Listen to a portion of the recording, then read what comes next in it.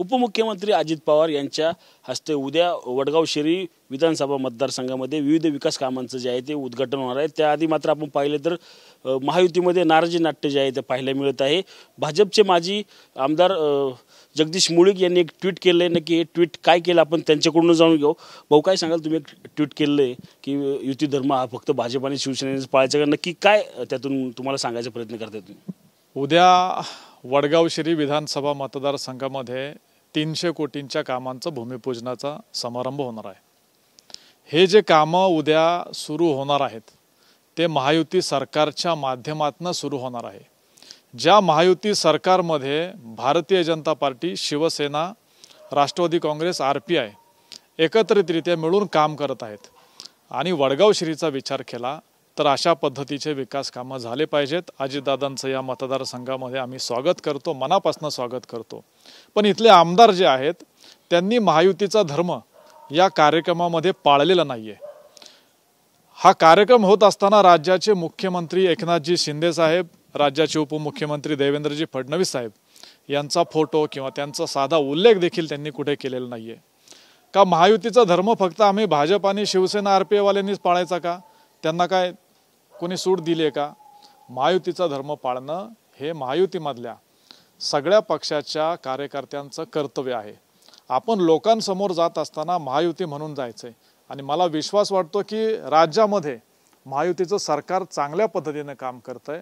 अत्यंत चांगली कामगिरी या सरकारची राज्यामध्ये आहे। राज्यातले महायुतीचे सर्व नेते 3, 4, 5 पक्षांचे एकत्रितरित्या आहेत आणि ते ह्या निवडणुकीला सामोरं जाताना आम्ही सर्वजण एकत्रितरित्या भक्कमपणे युती म्हणून सामोरं जाऊ।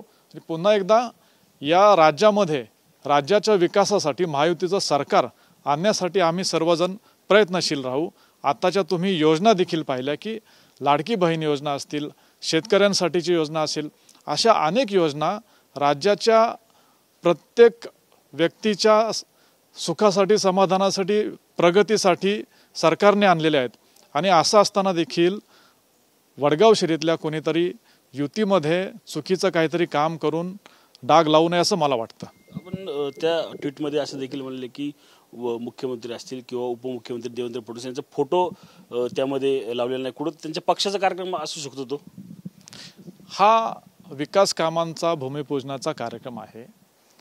सरकारच्या माध्यमातून याला बजेट भेटलेलं आहे, सरकारच्या माध्यमातून याला मंजुरी भेटलेली आहे आणि हे काम देखील सरकारच्या माध्यमातून होतंय। त्यामुळे हे काम सरकारचं आहे आणि त्याच्यामध्ये अजितदादा इथे येतात, आम्ही त्यांचं स्वागत करतो। पण वडगाव शहरीच्या आमदारांनी सगळ्या महायुतीच्या नेत्यांना तिथं बोलवणं किंवा तिथे त्या बॅनरवरती त्यांच्या महायुतीच्या सरकारच्या नेत्यांचा फोटो टाकणं गरजेचं होतं असं मला वाटतं। आपण आता पाहिलं की महायुतीचे अनेक कार्यक्रम त्यामध्ये होते। आता नुकताच जुन्नरला एक कार्यक्रम असाच पार पडला, त्या ठिकाणी देखील असाच प्रकार जो आहे तो घडला। त्या ठिकाणी स्थानिक नेत्यांकडून आंदोलन देखील करण्यात आलेलं आहे। त्याच दृष्टीने आपण पाहिलं तर आता वडगाव शहरीची तुमची भूमिका काय असणार आहे उद्याची?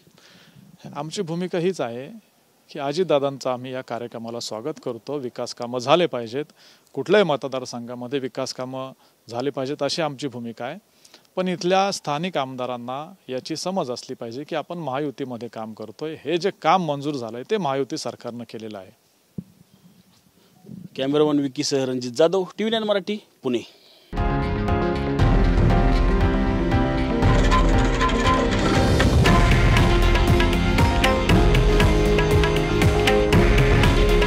हे आहे देशातील नंबर 1 न्यूज नेटवर्क आणि आपण पाहत आहात TV9 मराठी। काळजी तुमची, हित महाराष्ट्राचं।